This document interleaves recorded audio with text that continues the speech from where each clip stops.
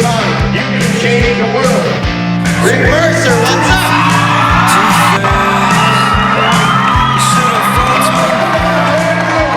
You hear what that sound is, my friends? That is the sound of a lot of political organizers in Ottawa shitting their pants.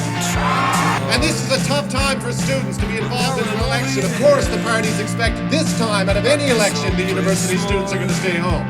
And at Guelph, a couple of students decided that they were going to vote. Surprise, we're voting, they said. And they decided to have a vote mob. And within 4 days, there was 5 more vote mobs across the country. John Beard went on television. He was asked about the vote mobs. He didn't know what they were talking about. He said, it sounds very disconcerting.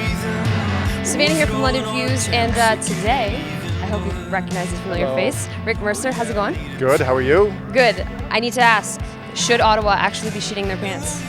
Well, there's a lot of people in Ottawa who are very nervous about the notion that young people could just up and decide to vote.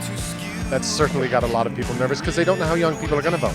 Because all the polling that's done, sure, some of it's done online, but it's, the vast majority of polling is done with telephone lines. And you have to have a landline, you have to be listed in the directory, which means you have to have a landline for the last 2 years. And young people just don't do that anymore.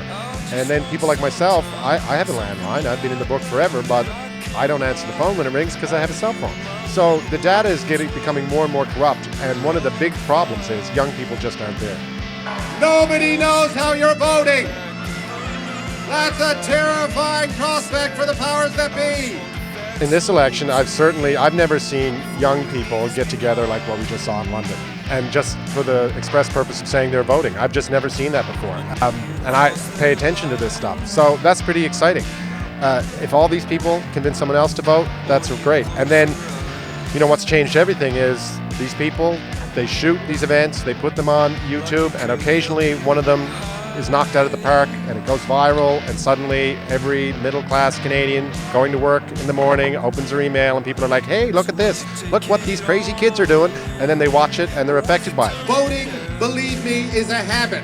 You get them young, they will do it for the rest of their lives. I'm happy to be here just like everyone else. They asked me to come out and say a few words, and so I was happy to do it, and I was amazed at the turnout. It was just, so I'm just here because I'm a voter.